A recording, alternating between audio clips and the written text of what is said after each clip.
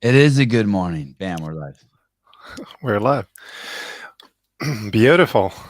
Rickard, good morning. Good morning. You have 7 a.m. I have 4 p.m. Full day behind me. When I went to bed last night, yeah, we were texting. It was crazy because you were just getting up and I was going to sleep. Oh, I do you have a YouTube window open? I think I'm hearing an echo, maybe. Yes, something went off. But it's turned off. Oh, you're the best. Thank you. There we go. Yeah, pretty cool to be on this show. I've been following many of these episodes, but you're creating more content than I can follow. I understand. Hey, you think that's a mistake? You think I should? Do you think that's a mistake? No, I don't think so. Okay. I don't think so either, but sometimes I'll get into this debate with people and they think like, hey, you should only be making enough stuff that everyone can watch. I'm like, I don't know. I think my consistency is more important. I think so too. I think, everyone has different kind of, let's say, frequency, and they have different strategies. And I just think you will be able to touch much more people if you're very frequent in comparison to different. And I know you have different, let's say, topics, different kind of guests. So it would be different if you had only affiliate interviews every day, but you're really jumping between all kind of characters, I would say. So what if do you remember when did you ever follow Main Site? Mm-hmm. Yes. And it would be 3 on, 1 off, right? The workouts. And I remember there was also that debate at CrossFit, like, well, hey, maybe we should give a workout every day, and then people can figure out when to be 3 on and when to be their 1 day off. And but they never did that, and I think that was smart. Just hey, here it is. Keep it smooth. Keep it sailing. This is just the way it is. Yeah, I think again, for the affiliates that were following Main Site, they were obviously, they had to create their own workouts and so on. I know some affiliates did.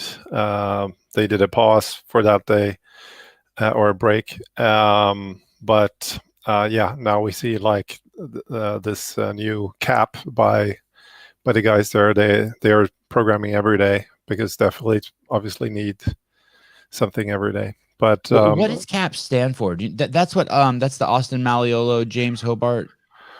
Yeah, exactly. Well, you know what it stands for? CrossFit affiliate programming. That would be my my guess. You are smart. Yeah, it's. I think very hard. You guys are staring at Rickard Long. He is the owner of Escapist CrossFit in Berlin. I don't know if you guys need to see a map, but it's a little far away from me. He's a little far away from me. I'm a little far away from him.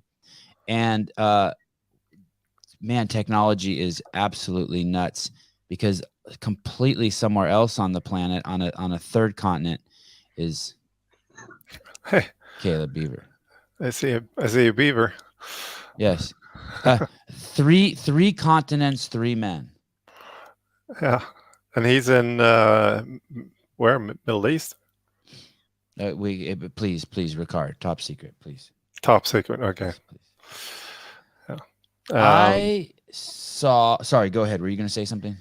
No, I just know I have the experience when I've been trying to find a way to have meetings with people on the West Coast. It's far more difficult than the East Coast. Like these extra 3 hours, they make it definitely harder. But I'm happy we could make it. We've never had problems scheduling with people in Europe, but you know where it gets squirrely is for some reason is Australia. Yeah, I think it's because we crossed the international date line or something. Something gets weird always in Australia. Yeah, I know. Yeah, it's a difficult one. You're 9 hours ahead of me. You said it's 4 there and it's 7 here. So let me do 9 hours. Is it a good life in Berlin? Is Berlin a good place to live? Is it a good life? So yes, I would say yes and no. Berlin is this kind of poor and sexy city at the same time. So we have a lot of craziness going on. But I always said to people, like, I've been living here now for 10, 11 years. I'm originally from Stockholm, from Sweden. So I moved here like a decade ago. And because this town is kind of untouched, or has been untouched. And has gone through so many different changes. Like historically, it's nuts. And yeah, there I am. So basically, what I've been experiencing here is like this transition that I would say like New York and Paris has been going through, where a lot of artists moved into the city because it was so cheap living here. So they created a lot of art, like crazy clubs, and we have it's super liberal, right? Very open. We don't have any closing times for anything. So people people tend to go for clubs here maybe a Saturday night, 12 p.m. or 12 a.m., and they get home like a Monday noon from those parties. And so it's very liberal, very much party scene. And what happens is that when you have culture developing in these kind of countries, or sorry, in these cities, like in New York, Paris, now Berlin, well, people with money also want to, they want to spend their money. So they go somewhere where they feel like, oh, there's still some kind of life left. There's culture here. There's music. There is art. There is, crazy apartments. So that's what's been happening now. Last, I would say, it's still happening. Like a lot of people moving in now that have more money, and it's like slowly upgrading the city. But it's still the most, yeah. I hate to say it, it's the only hope any cities have. Yeah. I know some people are going to hate me for saying that, but if you don't, and I know gentrification is a bad word for many people, but if the people don't come in with money, it's the only hope. It's the only hope the city's had. You're describing to me kind of like Portland, Oregon. You go 20 years ago. That's a city we have here on the west coast of the United States. It's pretty far north, so the weather's not that good, but it's beautiful up there. Gentrification, the process whereby the character of a poor urban area is changed by wealthier people moving in. The problem is I think poor is not the right word. Is not the correct word. They're usually violent areas, and they're usually areas where no one would want to raise their kids, and they're usually areas where it's not safe to go out once the sun goes down. If we want to be accurate. Yeah, I mean, here it is pretty clear that the people that are pissed because of gentrification, they are usually in the scene of partying and taking drugs, right? So they throw their needles on the ground, basically. Yeah, but yeah, if exactly. We're generalizing. Yeah. So, but this is kind of how it happens. So we have different parts of the city. One part of the city, which is called Prenzlauer Berg or Prenzlberg.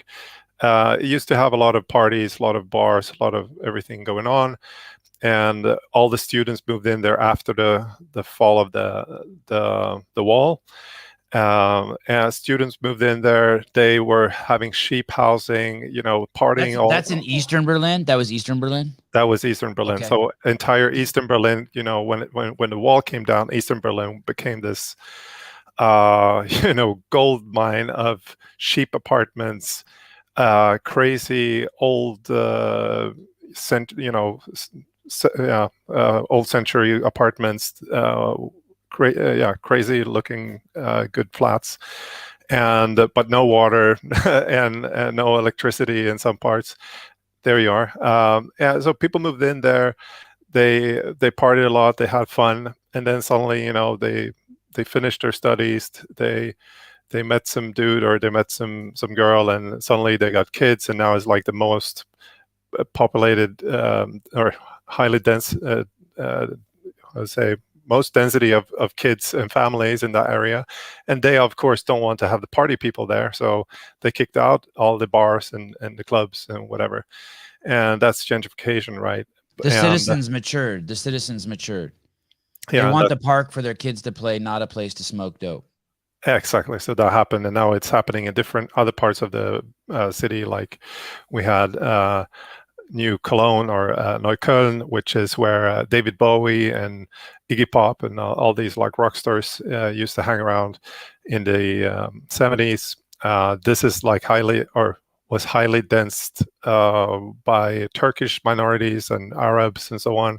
Still is, but because it is like that, housing is very cheap. So a lot of students have moved in there, and now they're gentrifying those areas with students, and they're partying but they are slowly growing up. So now companies are moving in, startups are moving in, and so Berlin has developed into this kind of startup hub too. So usually we talk about San Francisco, New York, London, and then Berlin as the startup cities, which I think Berlin is so far behind these other cities, but anyways, there has been a lot of startup commotion here, I would say, because it was so cheap with housing, cheap for companies to rent, cheap to get labor, everything. And when you get young kids in an area where it's affordable and they're innovative kids, you'll see some amazing things. I'm going to say some nice shit. Like that was the cool thing about Portland. There would be a shop there that only sold, let's say, pencils. No one else anywhere in the country could afford to do that because rent was so high. So you couldn't come up with these innovative ideas. So you would go into a small store. It would be 600 square feet. And all they would sell were this wide variety of pencils and pencil sharpeners and maybe aprons that you would wear while you draw. And it would be like these, or it would be an experimental pizza place, right? Pizzas that you've never seen before, made with a variety of doughs, or a place that just serves whiskey. You would start seeing these really cool young people who are super highly motivated, who want to experiment with their love or their craft. Unfortunately, when there's young people who don't have their hands kept busy, it descends into drugs and violence and crime. Yeah, I've just been following Portland from a distance, and I'm so sad. I'm a frequent follower of Brett Weinstein and his wife Heather. So they have been reporting pretty well what's happening over there. I don't know if they moved. Speaking of Brett Weinstein, this just on a total side note, the former general counsel of CrossFit Inc. was Dale Saran. And he's been on the show a couple times. And on last Monday, he was on the Brett Weinstein's show. I don't think it has aired yet. We'll get Dale back on and talk to him about it.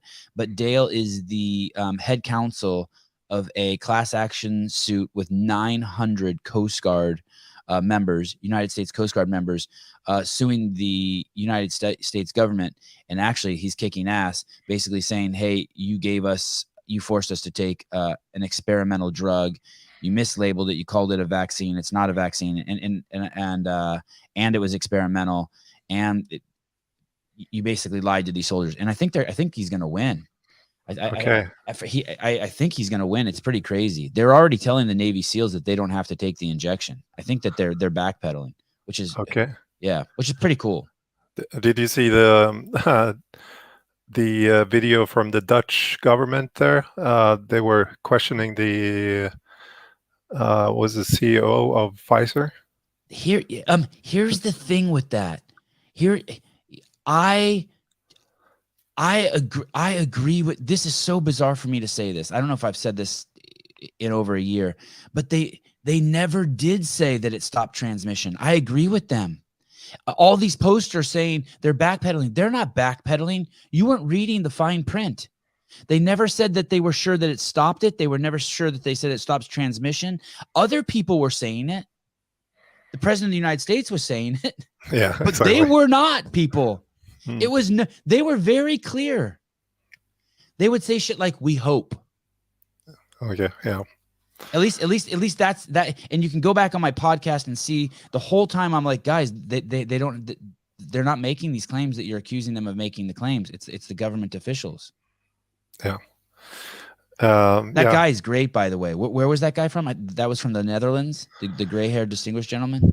Yeah, I don't know him. Some Dutch politician, yeah. And she didn't even hide it. She didn't even. She was just kind of laughed. Yeah, like. Well, she said speed of science. Oh, that was bizarre. That was bizarre. So yeah, you can.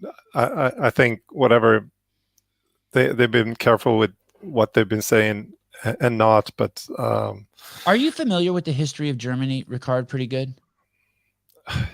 Somehow, yes. I mean, I'm interested in history, but I'm no expert. But I definitely have my brief overview of how everything works. And I said during the pandemic or during the lockdowns, rather, that. Thank you for that clarification, by the way. That this gave me like a good insight in how the GDR was built and how GDR was possible. What's GDR?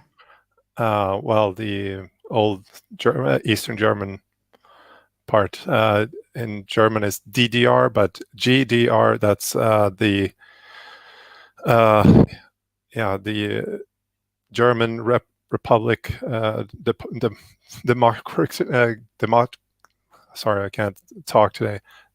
Yeah, there we go. Democratic Republic. There we go. Yeah, it collapsed 89 and got reunited 1990, right? But during that time, that's where you had all these spies, right? All the spy stories happened in East Berlin and West Berlin. My question was always like, how is it possible for like this communist country to keep everyone silent? You know, they were capturing people, torturing people, kidnapping people. So how is it possible? Why didn't people stand up for that? Like, why did people just go with it? And I got very good insight on why and how effective that can be. And this is not from like a conspiracy theory point of view. It's just like when you have a big amount of people, or it's even a minority people, very scared, and also telling people that if you don't do something, you don't care about other people. So back then in the socialist, communist part of Germany, they said, you know, if you say anything bad about the decisions from the state, you're hurting the rest of the population, because the state just wants the well of the citizens. So we need to protect the citizens from the people that are thinking different or questioning the authorities. And if you are questioning the authorities, you're also questioning the rest of the people in this country, and you're a threat.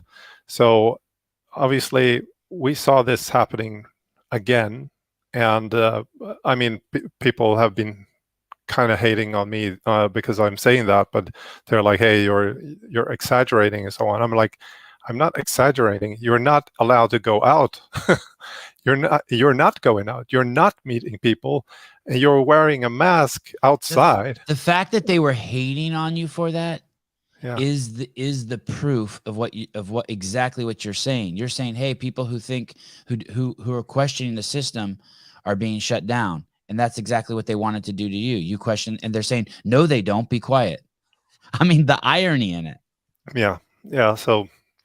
And it's still, I would say it's still there. So people are still scared about, you know, should I comply? Should I not?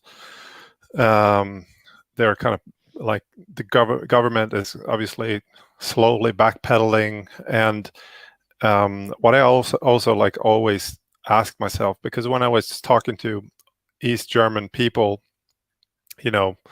older ones, younger ones, and I was like, how was it in East Germany? Because you were not allowed to, do everything. You were not allowed to travel. You were not allowed to buy anything. You could, Western music was illegal and whatever.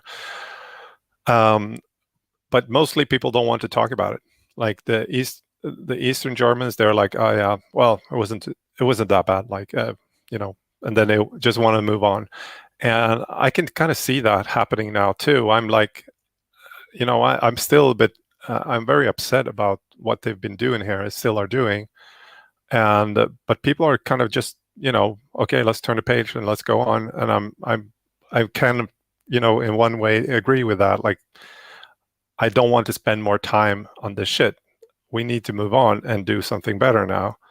But at the same time, like, there are some responsible people that should be, at least confessing what they've been doing. And even though, people make mistakes, then just say, I made a mistake and I'm sorry, So there's this another. Here's where I was going to go with that. Also, by the way, is that the Nazi Party came out of liberals who turned socialist, who turned fascist, and it's pretty obvious that those behaviors are happening right before our eyes in the United States of America, at least. Recently, last week, the governor of California signed into law that we're not allowed to get second opinions from doctors about COVID. So if you don't, if a doctor tells you, speaks anywhere off the script of what the state tells you the protocols are for taking care of COVID-19, the coronavirus, that doctor can have his license taken away. Yeah. This is some really fucking bizarre shit. I seriously never thought that anything like this would happen in my lifetime. And yet those are the same people who are saying that the people on the right are the fascists. And all of our violence is coming from the left also. And when I say all of it, I mean all of it.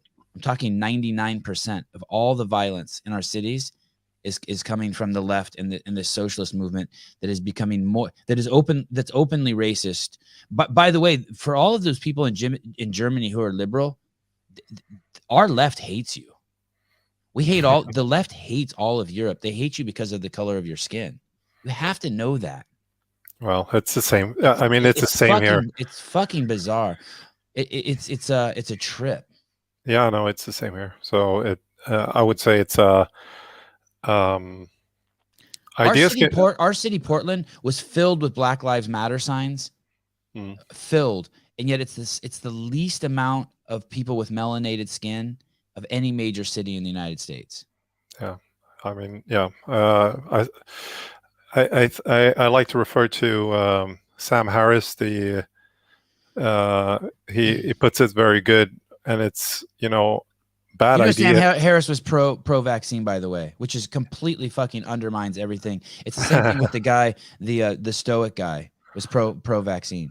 Yeah, which shows a lack of cognitive horsepower, which shows the ability to not think for yourself. I was pretty surprised with that with Sam Harris, but I also think I think that is the good thing, that it also shows that, because I truly think Sam Harris is one of the best thinkers out there. But just because you're a good thinker, just like you and me or whatever, it doesn't mean that we have the answers on everything. Right. So that was hard for me to process. Hold on a second. Sevan, you don't have the answer for everything. Okay. Fine. Yeah. Caleb, can we talk? You're going to have to walk me through that after the show's over. But yeah, basically that is the thing, right? So I think he has a very good thing he says, and it's that bad ideas matter, meaning if you have bad ideas and you spread bad ideas, they can be very harmful. and even good ideas can be harmful, because again, we come down to this, like, which is kind of the Orwellian argument and everything, is that you can do so much thing for the good that you start hurting people, if that makes sense. Yeah. So we need to get everyone training. We need everyone to do CrossFit, right? And and we can go so hard on that line that we start, hunting people that are not doing it because they need to take care about their health. And and then we start forcing people, and then we throw them into camps if they don't follow the CrossFit rule, whatever. So I would never propose that we take obese people. I'll be even more clear. I would never take people that are addicted to refined carbohydrates and want to throw them all in jail. And yet it would be so easy to argue that they're the biggest threat to human civilization. It would be so easy to argue that point. Yeah. Because again, like, we're all good and bad at the same time, and that's why we always have to calibrate where we are. And I know, like, when if we take the pandemic when it started, or the lockdown started, and before that, because I was following Sam Harris pretty much, and when he came out with this story about COVID and everything, I was like, okay, Sam Harris usually does his research very well, and he was out there very early, and I was like, okay, Sam Harris knows something I don't know. I didn't know anything. I didn't know any research, any stats, anything. So I'm like, okay, Sam Harris is a good person. He usually knows everything he's talking about. And then you have to always reevaluate that. And in this case, like Sam Harris, I obviously came to the conclusion he's not having right on this point, and that's it. Like, I don't have to throw him under the bus, like everything he said under the bus, because it's just one point. And same thing here. He can also reevaluate and say something else, maybe in 1 year, and say like, hey, I was totally off. Did he, Rickard? Did he backpedal?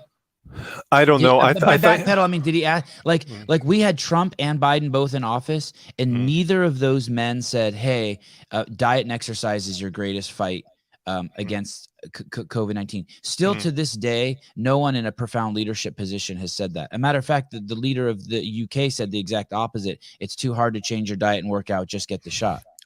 And I want to agree with you, and I want to be compassionate, but there's this presupposition that so many people that I talk to build their whole thought process up when they look back at the history of what happened with the lockdowns. They say, well, nobody knew. And then from there, they build out their argument. Well, that's not true. You're building now. What you're going to spew on me for the whole next hour is that no one knew, because you're using that, not you, but you're using that to defend your ignorance. And my particular thing with Sam Harris that he said, and I don't follow him very closely, but he said it was irresponsible what Joe Rogan did. And by saying that, he was doing the same thing. Yeah. He was being irresponsible. And it's just, but you're right. I think it's tricky. I think if I'm hearing you right, you're saying we need to move forward, but I also feel like some things have been done that need to be undone. There needs to be, the same way they stopped littering in the 50s in the United States. They started a massive campaign in the United States. There needs to be a massive campaign that says that you can go to Escapist CrossFit in Berlin, and 86% of the thing, and that 92% of the reasons why people die in Germany, you can eliminate those things by attending Rickard Long's gym and Escapist CrossFit. There needs to be a movement that explains that. Yeah. And those 92% of things are chronic disease that fall under this whole bucket, Yeah, exactly. No, we don't have to force them, but the information needs to be there and screamed from the mountaintops. Exactly. If you care about the people. I mean, yeah, exactly. That was the one I posted back then, and yeah, it was the elephant in the room kind of thing. Everything when it comes to health, but yeah, it still is, and it still is not being communicated right. It is. It is crazy that it's getting constantly forgotten in the debate. In the debate, like they should have basically every morning, like every time they open up the um, the Senate and so on, they should open up with like, okay, what have we done with human health this week, or today? Or what have we done to empower the people this week? Yeah. Not hey, we've ordered 250,000 pills in case we're in a nuclear war. I mean, it's like, Yeah. I don't know if you saw that, but we recently did that in the United States. Yeah, U.S. government just bought 250,000 pills that supposedly help you with radiation sickness. Yeah, I heard something about that, but I haven't been following that too much. But yeah, basically, it constantly gets ignored, not ignored, forgotten. I don't know, because it's like, okay, sure, we should exercise, we should have better diet, but what about the diabetes medicine? Should we have? Is there any like magic pill that you can eat so you don't have to exercise? Oh, look at this. This is a way where you can lose weight without, doing the work. that is being communicated more in the media than just, front of every newspaper should have been during the lockdowns, like go out and move, stop eating processed food. What the German government did was they hired an ad agency that made a campaign for millions of euros and dollars, which the campaign was stay home. And in those ads, stay home on the couch. And they showed this guy on the couch eating nachos or chips, burritos, whatever you want to call them. Sounds like some cultural appropriation, by the way. You should not be serving nachos in Germany. And and drinking Coke. That was their message. Stay at home, watch movies, drink Coke, and eat chips, fried stuff. That was the message. Instead of like, go out, move. That should have been the message. If go the out. sun's out, go outside. Yeah. But yeah. The evolution of a CrossFitter is kind of the same as the city of Berlin. It's kind of interesting when you were saying that of that neighborhood. You find CrossFit, for me, I was in my 30s, but I was 34. But let's say someone finds it when they're 19 years old. And what a fun thing to do, right? You get there, you get to go hard, you get to push yourself into a pain cave. You're in a group of other people. Your body looks nicer every time you go home. You feel better. It's a safe way to get like endorphin rush and good chemical rush in the body. And you really are not doing it for you don't feel the threat of life, the doom of death on your doorstep because you're 19, right? You're just doing it maybe to see pretty girls, to work out, to exercise. And I'm good with that. I love that. I love that. Then you do CrossFit, and as you get older, you start doing it for different reasons. You start doing it so that you can think more clearly when you're at work. You do it because it's a good example for your kids. And then as you and then you get even a little older, and you do it just so that you can squeak out a couple extra years of life. Yeah. Yeah, and I definitely know it's true this. on all those fronts, right? From the most superficial to the spiritual. Yeah, no, definitely. And the company's kind of stuck because the leadership has to figure out a way to elevate all of those. Those all have to coexist. Yeah. I was thinking about that. I was thinking about that, like the now with like we have new leadership coming up, or that has started with CrossFit and so on, and I was thinking about this. A lot of affiliates are paying the affiliate fee and so on because, you know, in one way because you owe it, because you would not exist without this method or this methodology. And so many people are paying that affiliate fee for that reason, because we do metcons, we do thrusters, and we do everything.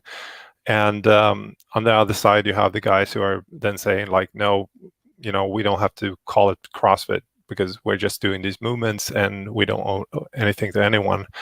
And in one sense, I was thinking today is that what CrossFit has to do, because in one sense I can understand you want to pay because you feel you're kind of owe someone this. And in one sense I would say, well, most people owe this to the creator of CrossFit, which would be then Greg Glassman. But he doesn't work there anymore. He doesn't own it anymore. So should people just pay Glassman this kind of guilt fee? And now it's up to CrossFit to be delivering the value that is needed for, you know, is it a new evolution of whatever is in the level 1s and level 2s, or is it anything else? I don't know, but this was just thoughts going through my head. I think, like, obviously there's no other brand that has so much impact possibilities in the fitness industry as CrossFit has. So I definitely would like to see, because it's always an open question to, like, the affiliate owners, well, what do you want to have more from the CrossFit and so on? And many of them think about, like, we need more marketing, you know. CrossFit is not doing any marketing in our in our area. There's no CrossFit Games in Germany. That's all, or in Europe. There are the semifinals and whatever, but yeah, there's no like targeted marketing here. That's something that some people say, and is that the assignment of CrossFit to just be the marketing engine for, you know, just like any franchise in one sense, or is it to be developing the method? And I think it's kind of both. And that's where leadership comes in. You mentioned that, like, somebody has to lead there. Somebody has to show the way where to go, even if it's the wrong path. Because when you start walking somewhere, you start discovering more. So I think that is, CrossFit has to try, and from my point of view, I'm the biggest supporter, because I want it to succeed, so we can have more people taking care of themselves and discovering themselves. And you can see this also by the CrossFit affiliates, that the common thread that I see amongst a lot of CrossFit affiliates and CrossFit owners, and then also it goes down to their membership basis and so on, is just the total enlightenment when it comes to nutrition and exercise. You don't have that in any other, let's say, gym, really. So we are changing people. It's not only the education of nutrition and movement, but it's the social pressure. It's the same as going to church. You would hope that there's some social pressure. You go to church every Sunday, and the pressures from church might be like, don't cheat on your wife, right? And the pressures from the CrossFit gym, which is the reason why we hang out with CrossFitters, is if you and we were all to go out to dinner, everyone would feel the social pressure to make sure that they made the right choices with their food. You know what I mean? I've always enjoyed that. You don't go out with a bunch of CrossFitters and eat and smoke cigarettes and drink Coke. Yeah, because there's a benevolent social pressure not to do those things. Yeah, and and I think, that's one part of it. It's the social aspect of it. But again, just the total insight of nutrition and exercise, because and health in all. I mean, I talk a lot about 4 different pillars that I preach in my gym. Is we have 4 different pillars. The pillars are exercise, nutrition, sleep, and community or social connections, if you want. And you want to have all of these in balance, but you also want to improve all of those, because and this is I could take an example. So we can say, if you're a bodybuilder, for example, you have an awesome exercise, right? Your physique is awesome. You sleep like a baby. Your nutrition is dialed in on the gram, so you don't eat anything that you don't need, and so on. But you have 0 social connections, and this person is just going to be so unhappy. His body's so happy, but one of the biggest things in life is the social connection part. And how can we know that? Well, there are obviously studies on looking at, the denser network of people you have around you. The longer you live, the less overweight you are, and so on. But then also just the classical example of like looking into a prison. If you're in a prison, you would rather spend time with with people that are rapists, murderers, and so on, than being by yourself in solitude. So that's how important it is to have other people. Even if you have the most murderous people around you, you want to spend time rather with them than just being alone. So going back to this example of being this super fit bodybuilder, we all know these kind of guys or girls in the gym, hanging out day and night in the gym to look good, but it doesn't mean anything. It doesn't give you self-confidence to look good only. You need to have the social interactions too, so you can grow on that in that space too. And it doesn't have to be in the gym either, always in that case. But as I tell people, is like, if you take these different pillars and then you basically give yourself a number. So I can ask you this, Sevan, where would you give yourself on like an exercise on a scale from 1 to 10?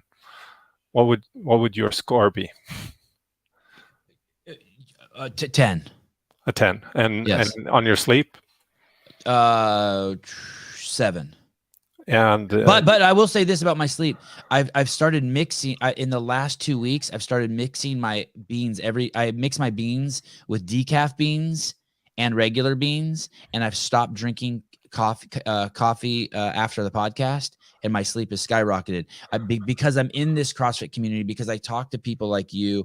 Like, now you've left an impact on me because you're one of my CrossFit friends, right? And I'll be like, fuck, man, Rickard. I'll walk away being like, Rickard really puts an emphasis on sleep. And I'll feel that, and I'll be like, I need to do that more. I need to put even more decaf. And since I've done that, I'm sleeping way better. Oh, crazy. Okay. So I get a 10 and a 10, and I give myself a 10 on the exercise because I'm so committed. It's maybe my exercise isn't the best, but my commitment level is a 15. And that's fine. Like, you don't have to be doing world records to have a 10 in exercise. It's your perception of it. And then I don't want to sleep. That's the problem. I want to like to just do podcasts and play with my kids. It sucks. I know how it is. I feel like I'm wasting time sleeping. But then you have the nutrition. Where are you on the nutrition scale? 8. And then the social scale. Oh, 75. I'm a fucking social god. Okay. I'm at the top. I'm the apex social creature on the planet. Yeah. And so this is my even though I hate people. So this is my this is my hypothesis, right? So if you are then unhappy in some way, obviously we're going to start moving the lowest number and try to fix that first. I feel so much better because my sleep is getting better. You're right. Yeah. Like it's like so obvious. I'm just calmer and nicer throughout the day. Yeah. And then, we can come down to we say you are the bodybuilder guy, and you say social connections are good. then I'll just ask you, but you're still feeling kind of miserable. So I might ask you, and I get into my Jordan Peterson shoes and ask you, so tell me, how's your relationship with your parents? Oh, and you do that with your clients? I do it sometimes. It's not that often I have to do it, but definitely sometimes we have to go there when people are, if they're open for it, you know. Yeah, I love that. That's a huge one. That's a huge one. Your relationship with your parents. That's a huge one. Yeah, and I've done this. You even have a relationship with your parents. I mean, right? Yeah, because and why do I ask that question is basically, well, most people, when they are crying about something, it always comes down to because my dad didn't see me, my mom didn't talk to me, or my dad yelled at me in school, or you know, when I would play sports or whatever it might be. So yeah, sometimes you just need to some people don't even realize that until you ask them. And so many people are trying to fix the world in one sense before they fix those close relationships. And I think we could do so much, or people would be much more happy if they were trying to fix those close relationships, you know, to begin with. Not to say that everything is fixable and doable, but you have to come to a close with those things. And when you do, you start to feel a relief, and you can start focusing more on everything you want to focus on. Because as long as you have some kind of clouds there, they will take energy from you, whatever you are trying to pursue. You may have some sort of clouds there Yeah. that will take energy from you. I always think of that as what you said right there is, back in the day when everyone used to use PCs and you would get spyware on your PC, there would be these little programs running in the background, and then your computer would just start really slowing down. And that's that's the metaphor for it, right? That's a great metaphor. You have these thoughts running in your periphery, and it's like, and it might be frustration with your childhood and your parents or your wife, and they basically bog down the whole system. So, but that's a great analogy. You have brain viruses. You have malware. Yeah. Malware in your brain. No, awesome. I haven't thought about it from that way, but this is the gift from social connections, right? You're sitting here, you know, 2,000 miles away, and we can exchange ideas, and that's the power of connections, power of social interactions. And they don't always have to be, you know, elevating in all directions, but yeah, no, I just see that from, you know, where that's what CrossFit has given me, you know.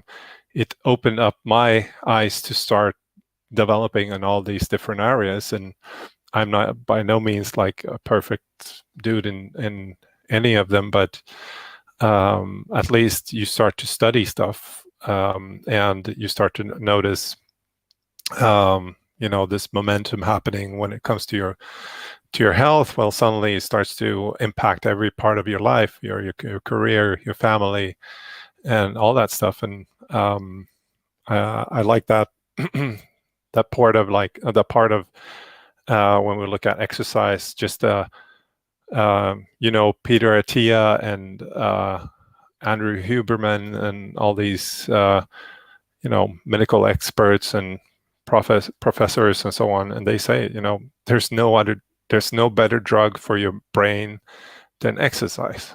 There's no better drug for longevity than exercise. Like all the supplements you can think about and trying to do this, that, and optimize, like the first question should be, do you even exercise? That's the most important thing, not what you are supplementing or you know, trying to have some certain special clothing or brands. You know. What would you consider? Do you think, in a superficial sense,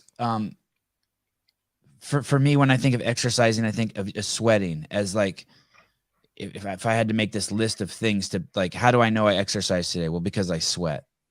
So if I was in the backyard digging holes to plant fruit trees, it's not enough for me because I'm still addicted to like some of the gym equipment, you know. I still want to be like in that space with the rubber floors, and I want to do some air. But as soon as I start sweating, I think every day I've checked kind of that box. What would you say is exercising? Vigorous sweating too. I'm not talking about one bead. I'm talking about like, holy shit, my shirt stuck to me. Yeah, exactly. I think that's a good litmus test, I would say. But if I would like to be more granular, I would say it depends on the person we're talking about. If it's somebody that, like, we can take examples that I'm seeing now constantly after the lockdowns, is that people are so broken. They come with broken backs. Their minds are broken, and their bodies are so out of shape.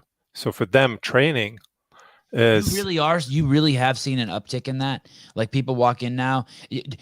Let me give this example. There was a time when they would do Fran at the L1s, and the fastest times would be just anything under 10 minutes. And it was like, holy shit, I can't believe people are now breaking the 10-minute barrier. Then all of a sudden, you couldn't do a level 1 without someone doing a 5-minute Fran. Then all of a sudden, these fucking guys are setting world records at the L1. Did it go the opposite way for you during the pandemic? Before, you used to come in and your baseline workout for someone could be this, and now it's like, dude, that would kill these new people. I would say... Yes. Like, could you say they're all 20 pounds heavier on average, the people who come in now, than they did 2 years ago? Or what? Could you give us something objective that you see? So objectively, yes.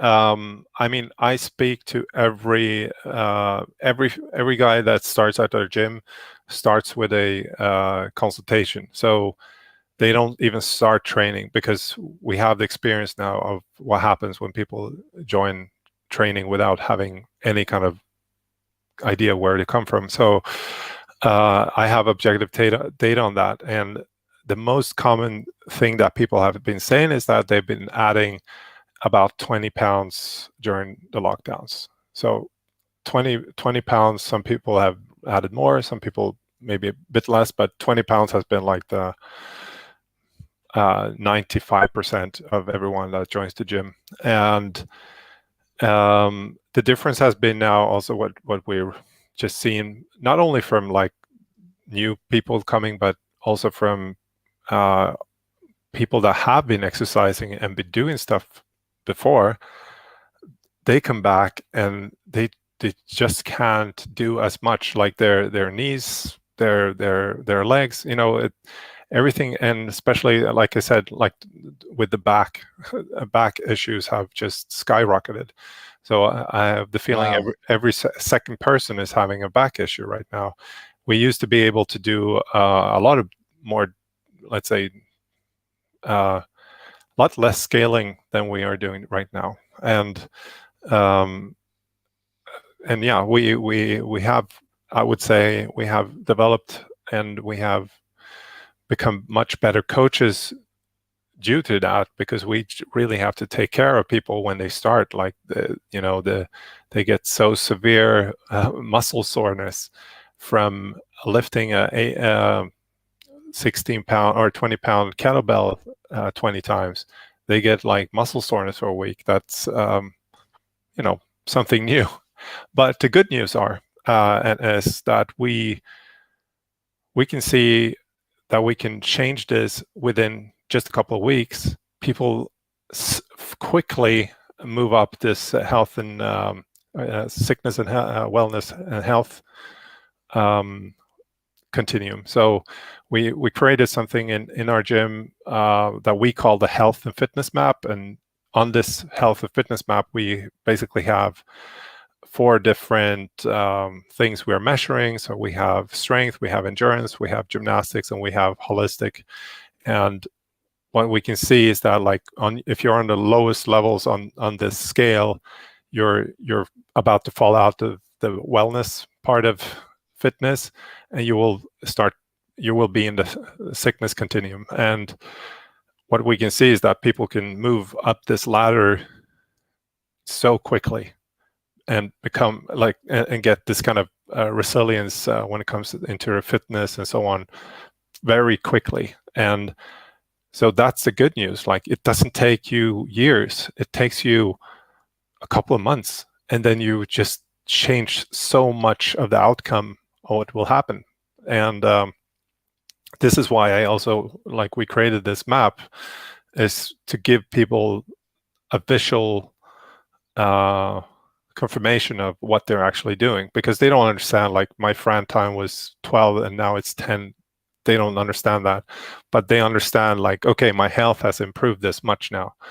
And giving that visual feedback helps people to stay on track and so on. And we that's the good news, I would say. We have a lot of good news if people do what they should be doing. So coming back to your question, what is exercise? It comes down to, are you Noah Olsen, right? Well, your exercising for you is going to be a totally different ballpark than someone like me or someone like my mom. Like, for my mom, exercise is maybe some high intensity stuff 2-3 times a week, and then the other days it is about like hitting 20,000 steps and doing some farmer carries. And like my mom follows a protocol of doing pass-throughs and squats every day for every morning. So exercise is going to look different for everyone, but as soon as you start traveling up this health and fitness map, your exercise is also going to start to get more demanding. Like, if you want to get into fitness, well, guess what? You will need to add more power to your workouts, more intensity to your workouts, more different domains of training too. So, but but the good litmus test is, like, have you been sweating this day? And I think that's Kalipa says that to his family, right? He's like, we need to sweat once a day. I don't care what it is, like if it's 5 minutes or 10 minutes or 15, we just need to sweat once a day.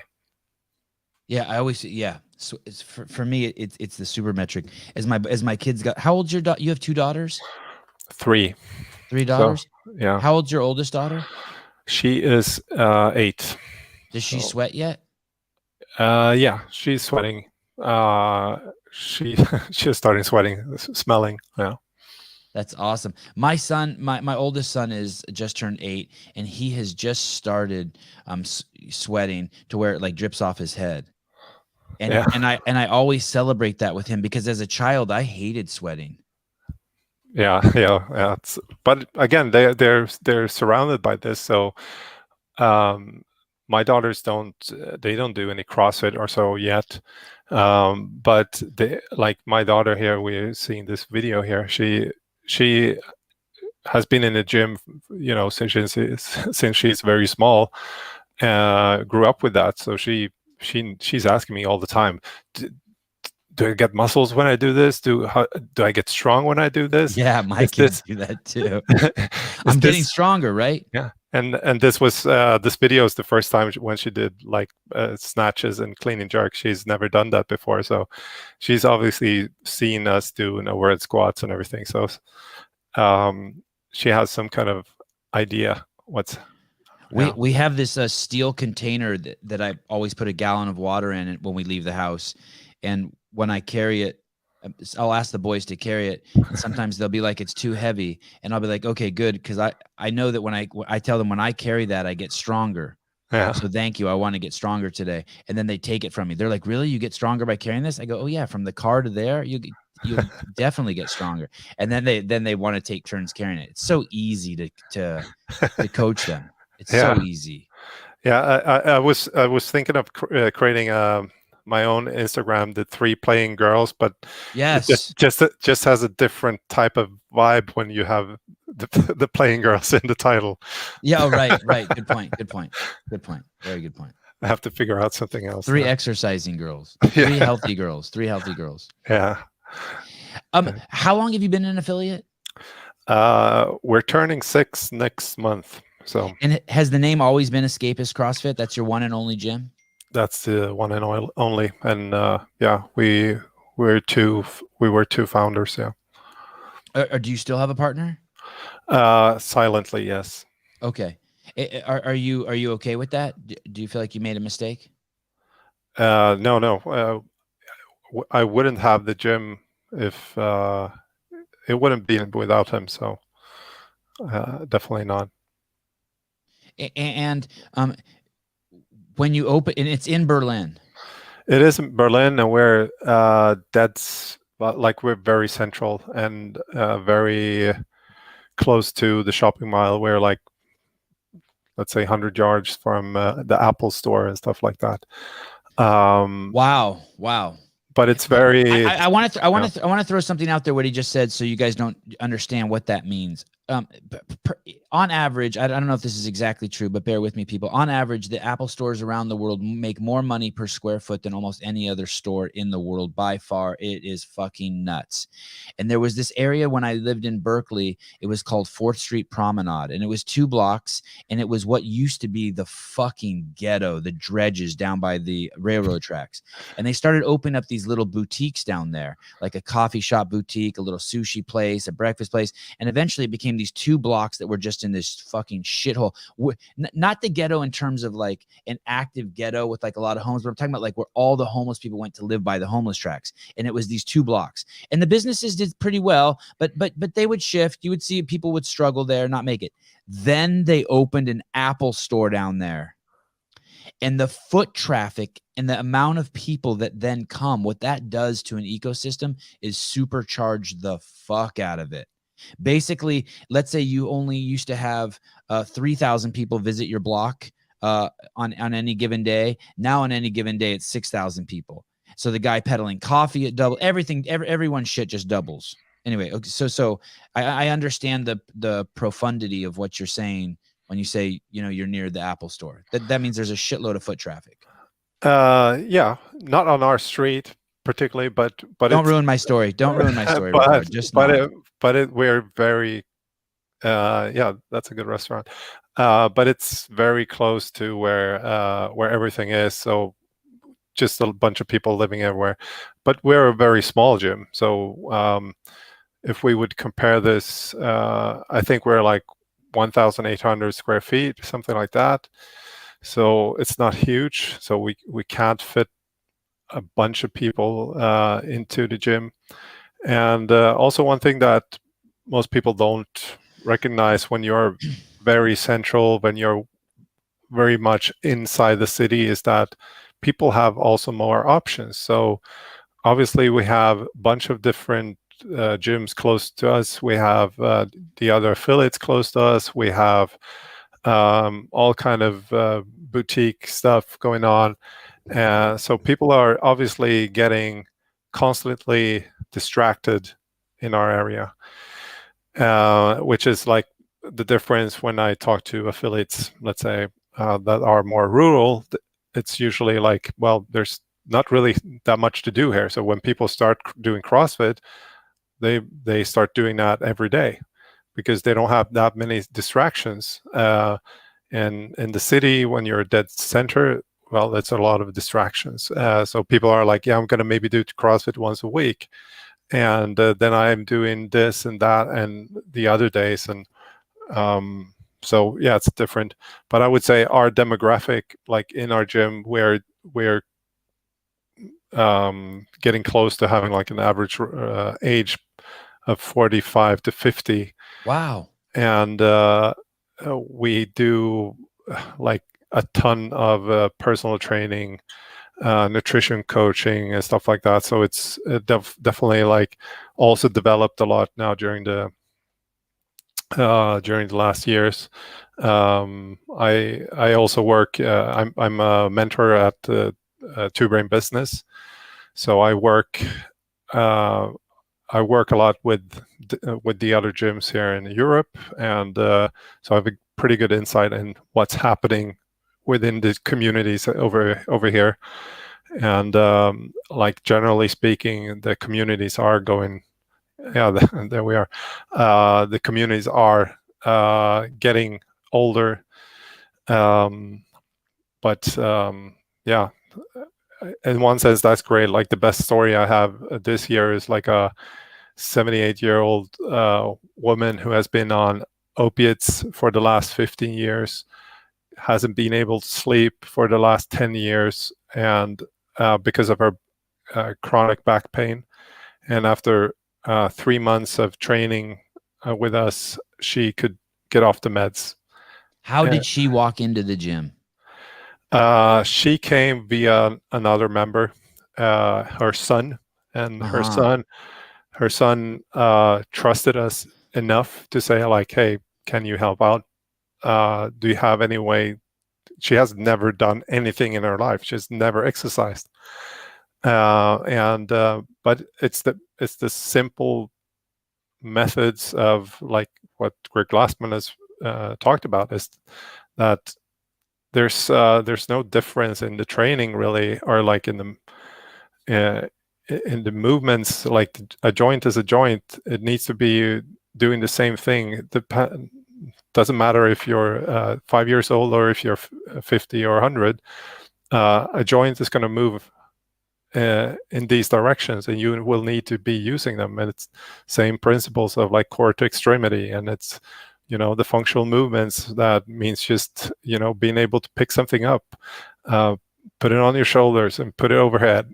So yeah, Rickard, when you get a 78-year-old member, I'm going to give you 3 choices. Are you like, oh shit, fuck, this is going to take too many resources? Or B, okay, just get in line, it's just another client? Or C, oh, this is fucking awesome. I cannot, we are so lucky to have the opportunity to work with this woman. This is like, it's like if you're being a cook and you got a new ingredient, it becomes a fruit comes in season, and you're like, oh, it's here. Tomatoes are back in season, fresh tomatoes, and you're just so excited. Yeah, no, that's definitely the third option. You really are, right? I mean, I would think if you're a fucking world-class trainer, you see someone who comes in who's 78 and you can't even believe what especially if they've been addicted to opiates for 15 years. The worse, the better, right? Mm. I mean, you're looking for a big rock that you can start chiseling on and make your thinker. I mean, yes. So from my perspective and the perspective of the coaches, is that, look, the best clients are the ones that we can make these like life-changing stuff on. So if they might be overweight, or they're just very poor fitness, like they've gotten very old, or they're very young. They need to start developing and moving, like with kids and so on. It's so exciting. It's crazy, right? And I'm less excited about the ones who are like, yeah, they want to do a competition or something like that. I'm like, yeah, that's not our affiliate, and I'm very open with that. I'm just saying, like, if you want to do competitions or anything, this is not the gym. We simply don't focus on that. That would be a distraction from what we should be doing. So how did your paths cross?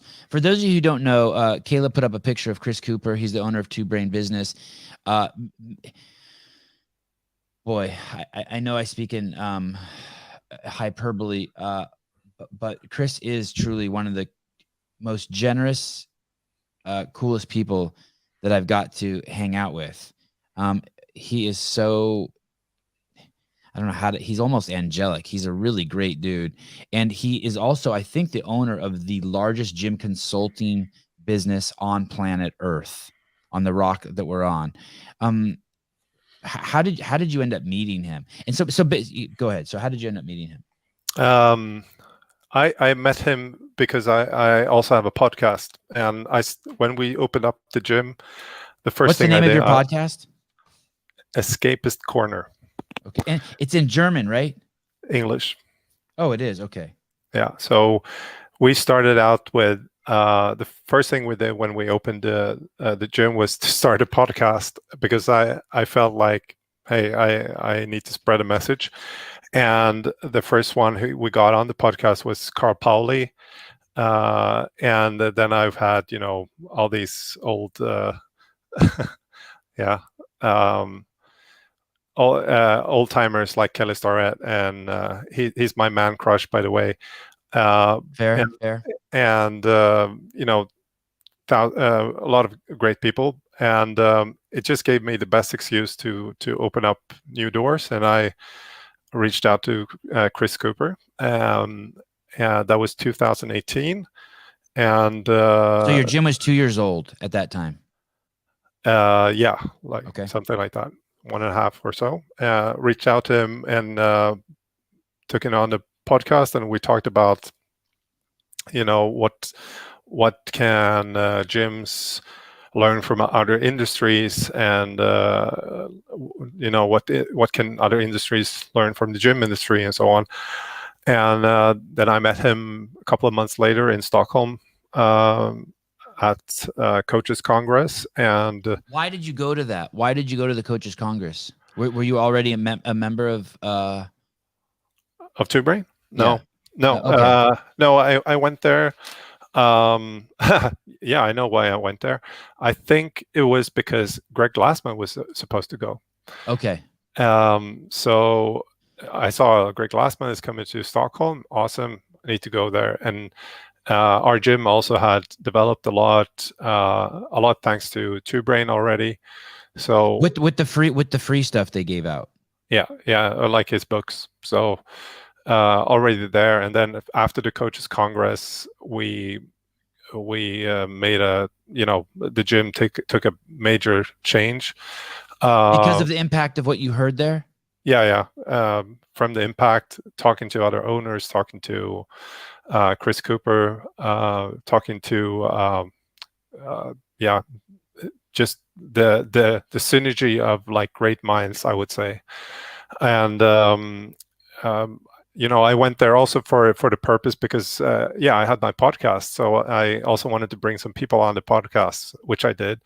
I think Rory McKernan was on it, and Jim Kroll, who was back then he was the CEO of OPEX, and got these connections, and then I been in contact with Two Brain and everything since then. But it was not let's say that's like the short story. And I can just say the same, like since then, getting to know Coop better and better, and meeting him obviously a couple of times. And you work for them now. You're a mentor. I work for them now, which is crazy. It's a crazy honor because my impact has just changed dramatically. So the impact you have on the community? On the community, yes, because right now, what's happening, like my mind back then when we opened up the gym was to open up several gyms because I wanted to change the world. I still will, still want to. You are, and you are. And now I'm able to do that, without opening my own gyms, but to help other people become better with theirs. And the last couple of years have not been easy on the gym industry. So a lot of gyms are talking about they want to close. They're on the verge of, many have de-affiliated because they can't pay the fee for the affiliation. And it's just not right. And it's not right that the best thing we have for human health right now is about to close in many parts, in the small towns and so on. It's like, no. And many people think when it comes to Two Brain or so on, it's like either it's like we don't want to follow anyone else's rules, which I understand. Like, we are CrossFitters, so we are disagreeable by nature. So we don't want to have any rule books from anyone else. And we don't want to be a big franchise. Don't want to be that. And that's the same thing, I think. And Then you have the opposite. You might have gyms that are super successful already, but their definition of successful might be a bit off. So Two Brain obviously has like the and I don't know where Chris Cooper got this, but I think it comes a lot from his own mentors actually, that has leveled up his thinking so much more to understand where you are as an entrepreneur. And when it comes to the guys who are thinking about a franchise, it is like, yeah, this is so far away from being a franchise because it's all about the DNA you put into your gym. And on top of that is the guys who are then being successful. By the DNA of your gym, you mean the culture of your gym? The culture of your gym. It is, and whatever you think is important for your gym, you know. Okay. So whether it's to be a competition gym or a social gym, or I guess like you were saying before, the four metrics, you know, I mean, this isn't a perfect fit, but like, is the culture of gym exercise, nutrition, sleep, or community, or is it all of them, or what culture are you going for? Is it competition? Is it? Yeah, well, is it CrossFit? Is it yoga? Is it something else? Like whatever you want to put into it, that's totally up to you, and it's totally up to, you know, you're baking the cake. The only thing that that Two Brain, or the only thing, but a big thing that Two Brain gives to many gyms is for the ones who are trying to bake a cake and they don't really have any ingredients. That's one thing.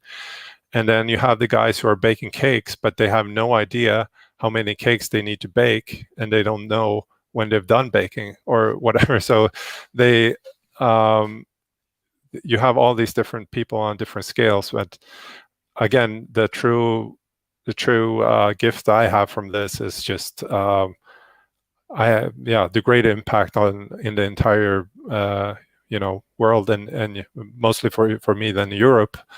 And this aligns with my purpose of why I opened up the gym, and why I also want these gyms to be successful, because it's just going to change so many more lives, essentially. And and coming back to the Coaches Congress thing, is that since that had an impact on me, I also decided I asked, like, hey, can't we do this in Germany too?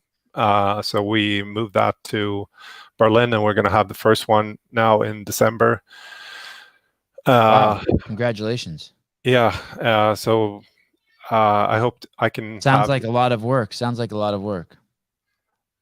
It is not too hard, because again, it is. I do this by passion, but I also do it with knowing a lot, and thanks to Two Brain, I just know much more where I am at. So, for example, I don't want to take time from me being able to put my girls to bed and stuff like that. So I value my time that I need to have for my family a lot, and because I just know that's a core value that I have. And I wouldn't take the Coaches Congress on top of that if I didn't know that I have the time for it. So thanks to mentoring, and thanks to the work we've been doing there, I can choose much more what I want to do with my time. So I'm not locked into, having to do anything if I don't want to. So that's the power of. So now hopefully I can have even more impact by doing that, and I'm not alone. So that also helps. I have two great partners that are pulling that with us. So it's great. Travis says from Vindicate, how has Kelly not been on the show? He has been on the show. Very one of the first episodes, I would say. Like, he has been on the show. Episode is it something, go ahead. Yeah. Episode 7 or so. I don't know. Wow. Look at that brain. 18. Wow. I'm not sure what this is. If you were near Fort Wayne, Indiana this coming weekend, stop by the Masters Fitness Collective. I thought that was in December. I was talking to Jason Grubb. I wanted to have him on the show before that happens. Rickard, Why do if I recall correctly, Chris Cooper himself is no longer affiliated, his personal gym. I don't know if that's accurate, but I think it is. Why do you still stay affiliated? Why do you still pay your affiliate dues? I think I still do it because I don't see that we're doing anything else right now. I mean, yes, we're doing a lot of stuff at our gym that are not maybe a typical CrossFit gym, but anyways, we think we breathe and eat a lot of like the CrossFit stuff, and of course that's something I always will continue to evaluate, and you have to, like, you should be constantly looking into, is this the right thing I'm doing, right? Is this am I getting value, for example, and so on. And I can just or maybe your values change too, right? Let's say you own a McDonald's and you love running your McDonald's, and then all of a sudden you realize that those hamburgers you're selling actually hurt the environment, but you love hamburgers, and so you want to pivot to a business where it doesn't, because now you have a core value where you want to support sustainable farming. So you change your McDonald's name and you change where you get your meat from. I mean, for example, right? So it could be just you change your values too, right? Yeah, definitely. And I think you pay your affiliate dues because I think, first of all, I don't think you know why. And I'm totally open to being wrong. I'm just being aggressive here. Bear with me. I don't think you know why. And I think it has to do with something deep seated in you that your parents gave you that hovers around the word integrity. Can be, yeah. That you definitely, yeah. I mean, it comes down to that, right? So right now we are thinking and doing CrossFit. We talk about CrossFit all the time. We're not so particularly following interested in maybe everything that goes on with like the CrossFit Games. But again, that's what we talk about. And what about CAP? Do you use CAP? We don't use CAP, but not because they're bad. I think we would definitely also use CAP. It was just I heard it's wonderful. But some people, other people are very dogmatic, and they'll say, "Hey, you shouldn't open a gym unless you want to do your own programming." So there's these, but I've heard nothing but good things about the actual product that they're offering. Yeah, I think we would have been using CAP by now if it wasn't that back when CAP started. The lore of the gym wasn't me, so I didn't get access to the programming at the beginning, and because they gave out like 6 months of programming in the first 6 months when they started, and back then we would have probably just used it. Now we're using something that is called Beyond RX, and we did it also as an experiment to see.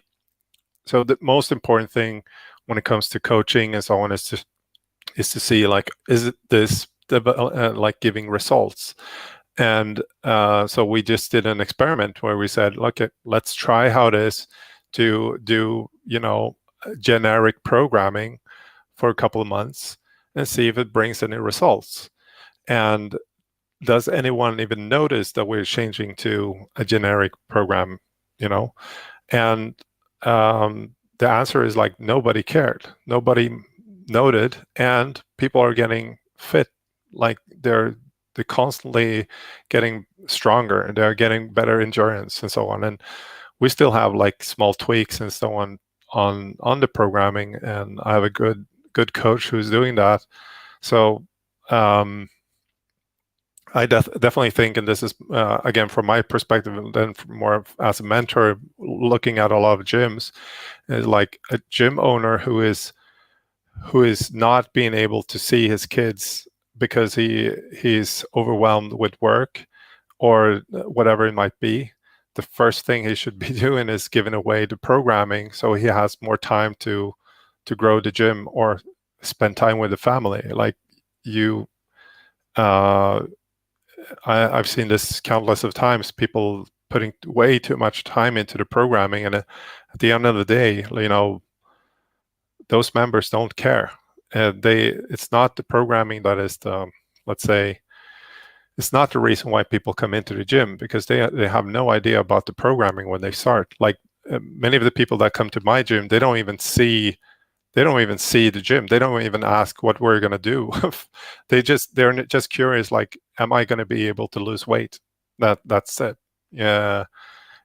So some people are kind of amazed when they ask me, and they ask me like, but you show them the gym, right? I'm like, actually I don't. Like many times new members that come in, they never even see any of the weights. They haven't seen the workout room, nothing, and they sign a contract and they're ready to go.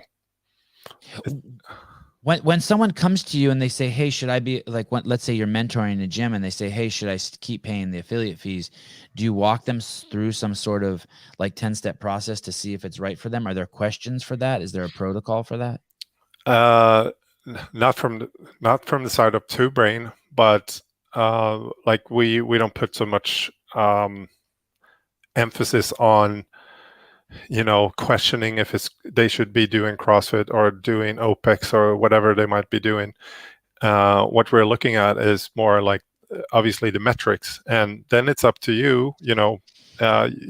We say you might be in this kind of valley of doubt, let's say, and you come to me and you talk to me, and I might just ask you, so do you feel like you need to think about this?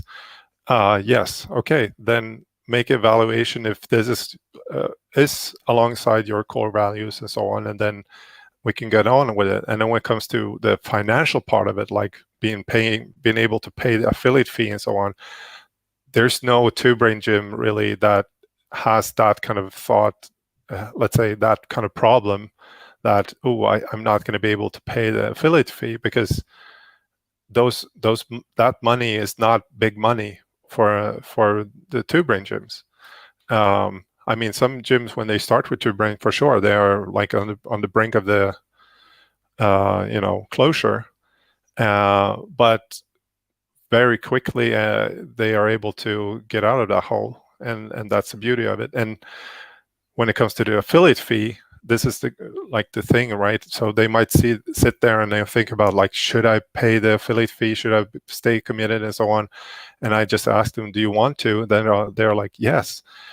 Okay, cool. But you could just ask CrossFit if you could maybe postpone this for 1 month, and you can pay it next month. So you can stay affiliated, but obviously you have a bigger fire to put out right now. And this way, just giving somebody the idea that they can actually just call someone or email someone and just ask for, for some time. That can be also with the landlord or something else where they need to have some, just to push, like, well, call them, ask them. And then you have your answer. When I go to the store, I pay $10 and I walk away with a bag of apples. Let me go back just a little bit. There was a point towards the end there, when Greg owned the company, that I heard these words come out of his mouth, that the affiliate fee was basically a brand loyalty payment, which is a pretty wild thing to say, but I think that there might be some serious truth in it. And the same way, like, someone might donate money to, like, the Sierra Club. That's like some group that, like, wants to save trees in the United States, right? Like, it's somehow you feel like you're contributing to the betterment of some ideology or methodology that you believe in and you want to see better. But then Greg had to figure out, well, what's he going to do in the most superficial way? What's he going to do with all that money that comes in from the affiliates? And he had these 3 things that he said he was going to do. He was going to educate, litigate, and legislate. And basically, he was going to fight off continue to educate the trainers all around the world, whether CrossFit or not, and litigate, and not educate necessarily in a traditional sense, like, hey, this is the better way to do the squat. But hey, look, there's enemies over the horizon. Coca-Cola is spreading the message of exercise is medicine, and it may sound good to you, but it's actually fucked up. Or this company over here in New Zealand is trying to put a worldwide fee on all trainers, and get licensure for all trainers. So he started doing that. And I think and some of the stuff that he did was incredible, and it will impact the world forever in terms of protecting trainers. But I only think a small percentage of the CrossFit gyms know that he did that. Maybe probably less than 5%. And I don't blame them. They're training people.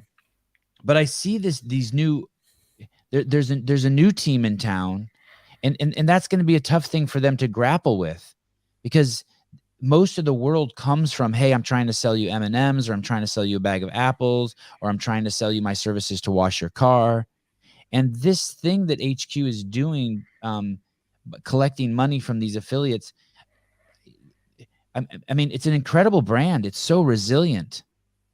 Shit does not stick to this brand. It is and the product, but the products are, Greg put his arm around Jason Kleba after the 2008 CrossFit Games, and he said, this is the product. And so it's a trip. Does anyone have their head wrapped around, you think, exactly the model that's being used here? I mean, it's fascinating. No, I don't think so. But you touch a good point there, and I think, speaking of the future of CrossFit and so on, I think definitely like this legal part is one thing that has to be.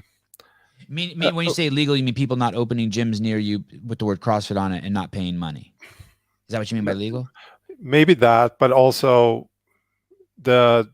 let's say defending of the method and everything, and what I mean, and I've talked to as a CrossFit legal about this too, is like, hey, I think from a marketing point of view, it would be good for CrossFit to be able to just show, and especially show the affiliates, that we're actually doing this amount of work to help you to protect your brand from whatever, there are so many companies trying to use just the name and watering the brand basically, and that becomes it, right? So when the point comes to where people are going to use CrossFit as a generic term for something that is high intensity, then it's going to be super hard to defend that brand.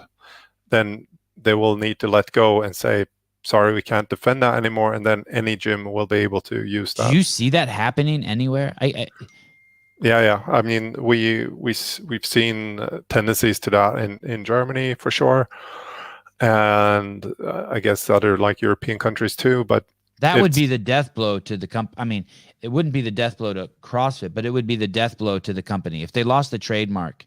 If it got, if it became a generic trademark like football, that would be the end of. Exactly, and people might ask, what's the problem with that, and so on. And I think, it would not be good. It does not. No. It's not good. It's basically there would be no caretakers anymore. Exactly, and basically anything could be called that, and that is obviously something that some people are saying is a concern and so on. But already with like, hey, anyone can take an L1 and open affiliate and so on, and yes, that's true. But on the other side, it is a very stupid person that does an L1 and starts something CrossFit and doesn't do CrossFit. I like to spend that money, that effort, and to run an affiliate. You mean to see it as a business rather than a passion and a business is just ridiculous. Yeah. I mean, basically, we see all these people with the passion, with their businesses and everything, and it's not like easy work. So like, doesn't make any sense for anyone to do it and try to malevolently break CrossFit and make the word go bad. So that argument doesn't really hold. But we will have to see what happens. But what I mean is, like, CrossFit has to obviously, in my opinion, where they can gain more trust is to show how much work they're doing behind the scenes on, like, taking down all these other brands that are trying to use it, and that way the affiliates feel that they might be a bit, protection around them. I would And like to state, pat myself on the back. In 2018, before they fired the media team, in 2017-18, I was working directly. My team of 100 people, the media team at CrossFit Inc., was working directly with Marshall Brenner, who is one of the classiest human beings I've ever met in my life. He's the current general counsel for CrossFit Inc., and we would do weekly reports showing where we were bad, where we were taking people down all over the United States. That was something when there was a media team we had just started doing, because we heard stuff like that from you, Rickard. We wanted to show. At first, we were like, okay, we're just going to keep our head down and work. But then we realized, okay, we need to show people. We stopped 5 gyms over here from using CrossFit. We told them they couldn't put it on their shoes. And so yeah, that can be done. What you're saying is totally feasible. I just don't think they have the manpower for it anymore. yeah, it might be that, but just that you don't have to do any like creative in that sense. You don't have to put out videos if you want to. Just send an email saying, Yep. this is what we've done, and then a pat on the back, maybe on some affiliates that have been vocal helping out with that, and that might Yep. encourage Yep. other ones to take Yep. more action too.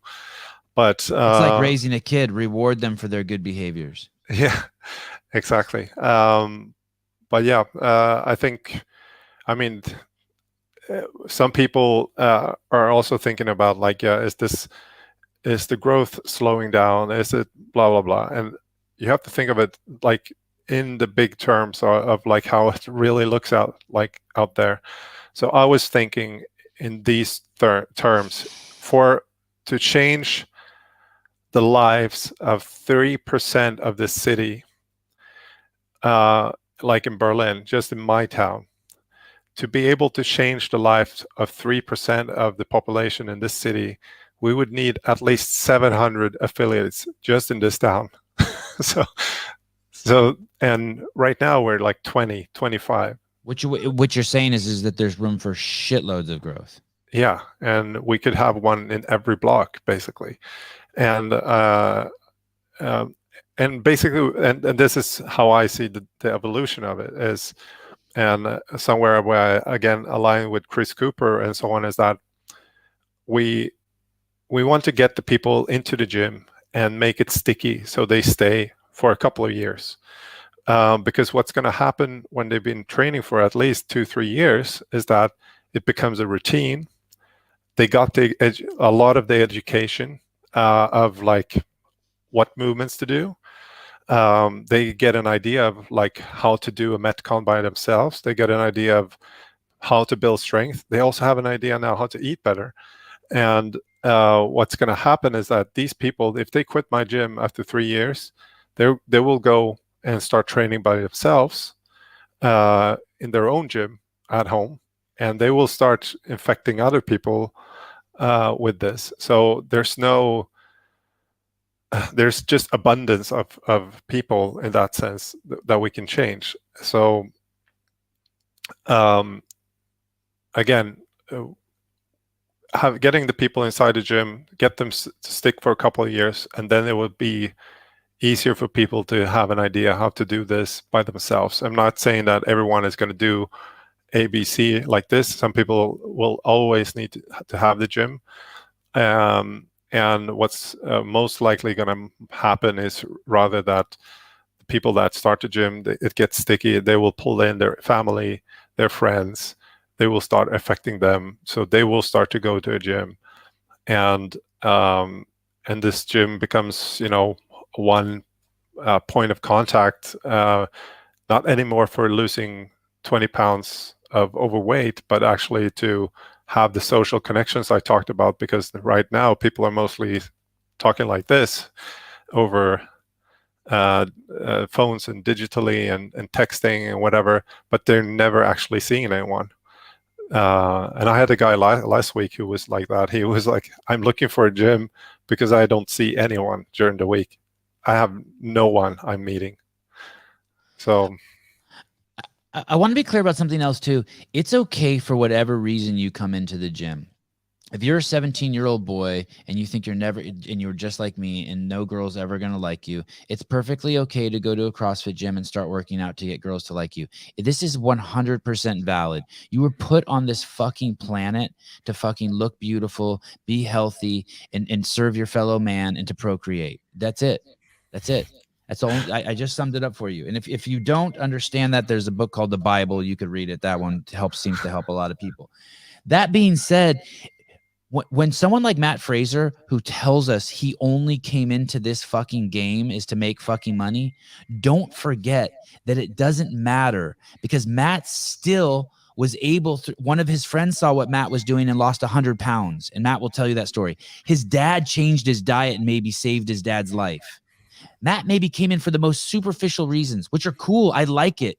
I like drag racing. It's okay if a car, you can't go to the grocery store in it, but it can go 300 miles an hour. Cool. There's a place for everything. But this program is so fucking potent that even if you came in for one reason, the value of it will spread like it did to Matt's friends. His friend lost 100 pounds. His dad saved his life by changing his nutrition. Based on, Matt didn't come to this program for that. He was trying to win weekend competitions for $500. That's how powerful this fucking thing is. Yeah, and as I said, like when we started, is that everyone has different goals when they come in, but many of them don't even know their real goal. Right. So what I do, I didn't know my goal. I'm 50 and it wasn't until I had kids that I understood my goal. Yeah. I guess kind of my goal is I worked out so that I could eat. I was kind of in that camp. You know what I mean? Like if I ate something bad, I would work out a little more. Now it's just, I just need to be able to just not have a hurt back, like you're saying, so that I can drive my kids around and carry them and shit. Yeah, exactly. And it becomes, and that's the thing when you become a parent, is like your number one priority becomes very clear, and that's very helpful. My deadlift's irrelevant now. It's fucking irrelevant. Yeah, and there's something super important with this, and it comes down to this kind of goal setting and everything, is that when you know an absolute priority, it becomes easier to say what's my second and third and fourth. And you can start saying no to stuff that are not in this priority list. Wow. And you're right. Sometimes I do still, even though I said deadlift's not a priority, every 6 months it'll creep in and I'll be like, maybe I should try to lift 225 for some reps, and like some of the lower priorities, climb back in. I like that. Yeah. So I think we definitely need that, and this is where I also see the importance of coaching, like from the affiliate part and from the coach's part, is that your mission as a coach and where you can really drive value as a coach is not only by showing how to coach and how to squat and how to deadlift and how to eat less refined carbs or any refined carbs. The value you can really bring in coaching is also coaching people to understand their why. And when you do that, people get so much bought in. So, for example, somebody who is, like you said, doesn't have maybe kids, but is more there for the looks, or might be there for their career. But when you start to map that out and you ask them, so tell me what is the most important for you right now? Is it your career, or is it your studies, or whatever it is? It's like, I want to become successful in, a successful lawyer or something. Okay, cool. So do you think you will get there faster if you're fitter or if you're less fit? Like, which person will get there faster? Is it the fit one, or is it the unhealthy, unfit one? Oh, you made a post about that, which was great. Yes. So it showed two men next to each other, and you said, which one do you think? Yeah. Which one will get there faster? Right. And everyone that I ask this question, they are like, well, I guess, the fit one. Like, okay, so now you know why you need to exercise. It's the one that exercises better, eats better, sleeps better, and has a better community around him of support will get there faster. Yeah, and so you will get to your goal. You will become a great lawyer. You will be the best, boss, whatever you might be, caretaker. And when they understand that, they understand like, okay, so I exercise not to look good, not to lose weight, but it's to actually boost my career. I don't want to, I want to get there as quickly as possible. And sometimes it's like, okay, so where do you want to live? Do you want to, and they might say, I want to live in a house. I want to live at the beach. Okay, so what do you need to get there? Well, get a better job, blah, blah, blah. Okay, so do you think you will get a better job if you're slightly fitter? Or who is going to get there faster, this fit one or the unhealthy and overweight guy? Oh, yeah, it becomes clear. So putting that into context, people start to prioritize their exercise a bit more. And I think that's where the coach can help coaching those people. And again, we have the possibility, we have the opportunity that almost nobody else has, and it's to see people on a regular basis. And we can, like Chris Cooper talks about it, and we do this a lot in mentoring, it's like we call it the Pringles method. We take one Pringles at a time, and that's the greatest junk food ever made. So it doesn't get any of the attention it deserves. Man, those are crazy. Yeah, so you take one Pringle at a time, and you gain speed. And the same thing we can do when it comes to knowledge and at affiliate is that we can spread and have this impact piece by piece. I really love there's this sprinkling of everything you say shows that your appreciation of the position you're in and the reflectiveness of the impact you can have on that world. That last line you just said, there's a bunch of them in this podcast, but where you say, we get those people, you basically, we get those people on a regular basis and we can have influence on them to make their lives better. That's like a tremendous responsibility. No, it's better than that. What an honor, what a cool thing to be able to do and not squander. If you're a coach and you squander that, you'll look back in 10 years and be like, oh, fuck. It's kind of like when you be mean to like the best girlfriend you ever had and you look back and you're like, God, I was an asshole. It's like that. If you get to see the same 50 people every day, man, you could change the world. Yeah. And just reading like one quote to them or having them do something or leaving every person there with something where they go out with an extra smile. That's a magnifier of 50.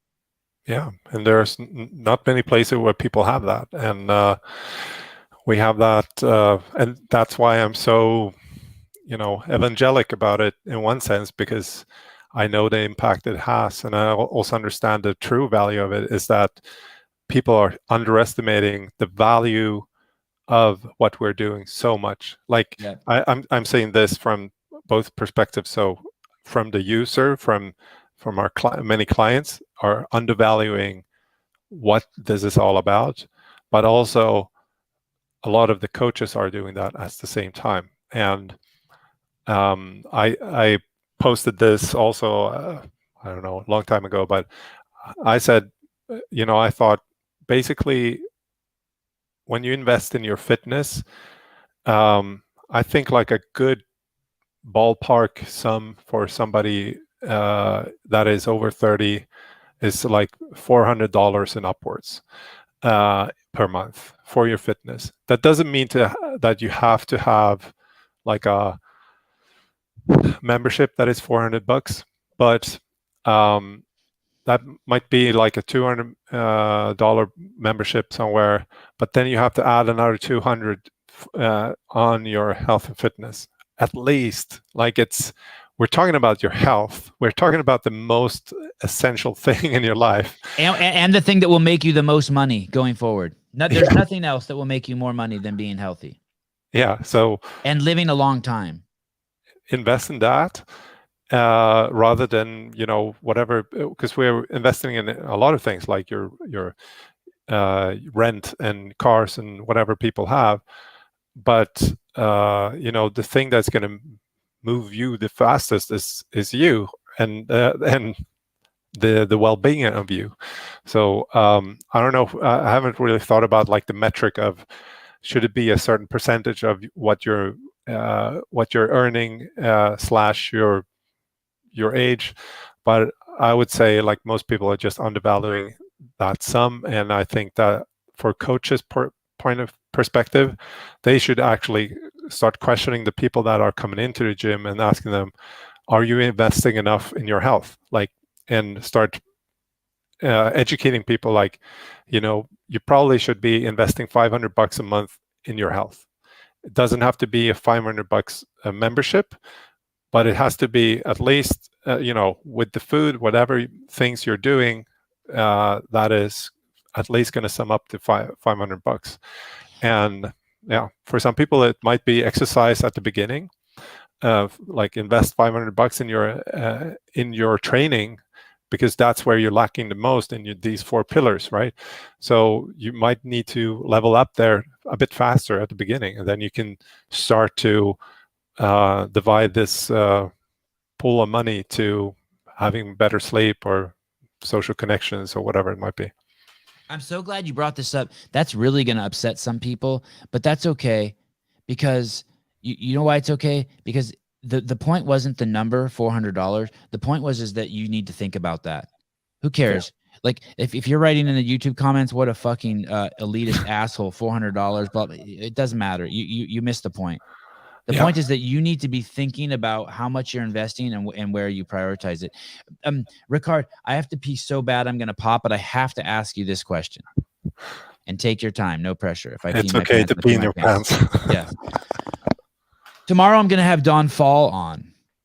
He seems remarkable. Special operations guy from the Marine Corps, Marine Recon. I think he completely understands chain of command. It was those military guys and that mindset that allowed CrossFit to grow so fast, because we all trusted each other and we all believed in each other and we were all there culturally for the same reasons. But we had a smooth operating machine. And it was pretty incredible. And that all went away in 2018 when they tried to make it so that the company was flat. It was a complete fucking disaster. But that being said, he keeps talking about his goal. I think his exact words were something along the lines like, I'm dogmatic about one thing, and that's growth. And when I hear that, I really like it. When I hear that, I get a little, it's a trigger word for me. Same with like marketing. Greg told us never market anything. Marketing is when I'm trying to sell you something. I should always just be improving my product. That's what we did in CrossFit. And when I hear Don say he wants growth, when I hear him explain it, I agree with him. Yeah, it needs growth. And he talks about some of the things that needs to be done with that, or how it can be done. But if you were in charge, if you were the CEO, if you were to give Don advice on how to grow CrossFit, do you have any thoughts on that? On what he should do to help it grow? Or do you not even like that word? Is that focused on the wrong thing? Like, hey, instead of making the tree grow, I should be making it healthy. Is it the wrong mindset? I'm trying to understand what's going on. Well, I think it's more important to be communicating something that is, let's say, measurable in one sense. I get this a lot, basically, I mean, from the 2-brain point, but I think there just needs to be a clear vision, right? And that vision can be wrong, but there has to be something we can test, something that we can drill, something that we can put under stress and see if that really holds, right? And if that vision is, a number in affiliates, then that might be it. But the question is like, okay, how do we get there? What is the method that brings us there? And you talked about like improving the product. Or the media scream from the mountaintops, continue Greg's message. We have the cure for the world's most vexing problem. And the byproduct then would be growth. Yeah. So from my point of view, I think and this is where, all the affiliates are simply not, we're not the best media companies, right? And this is where, like so many of the videos that you did back in the day, they changed a lot of the perception of what CrossFit was. But it spread the message, because nobody, like, you could have the best product in the world. And this is where I think like I think Greg didn't consider, but if you didn't have the media part in CrossFit Inc. back in the day when you started filming like these grainy videos of girls doing pull-ups and so on, like there would not be a big CrossFit today. Like you can have the greatest product, but if there's nobody knows about it, then obviously it's not going to spread. And I understand from like from the point of view like an affiliate is that you don't need to have 5,000 clients. Like your gym maybe needs 100 to 150 clients to be successful, and you don't need to focus on how many Facebook ads are you doing or how many whatever ads marketing wise. What you have to focus on is actually talking to your members, and that's also marketing, right? So you're talking to your members, you're creating the connections. That is marketing, but it's also obviously every day you have to deliver a good product. Yeah, and so from a affiliate point of view, they need to, of course, talk to their clients and do their affinity marketing. What's that word you used? Affinity marketing. What's that mean? Well, affinity is basically use the closest connections to your business, your members, your okay, and their families and so on.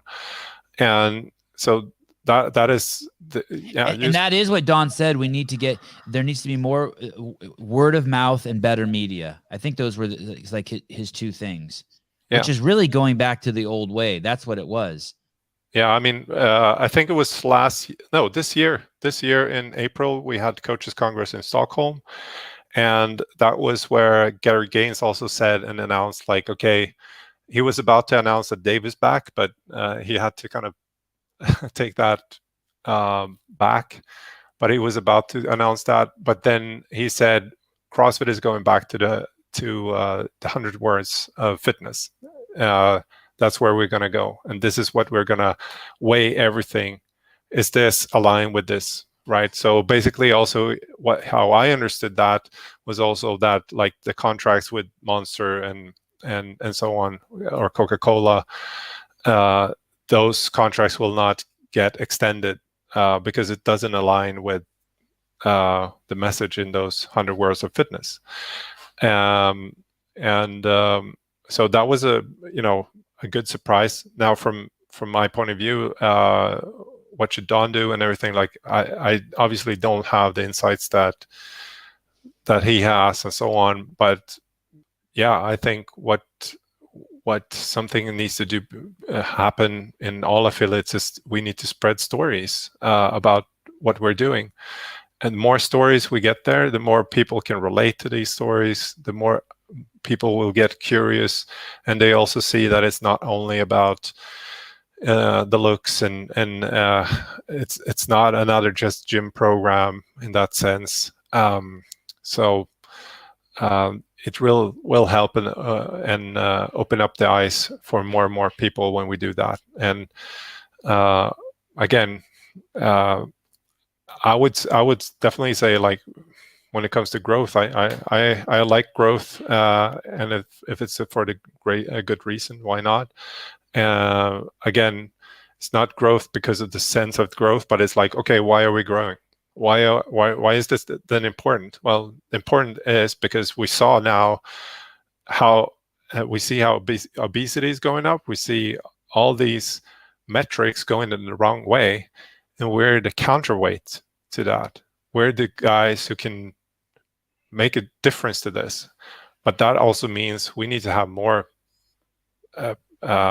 people on the ground, more boots on the ground, doing this job.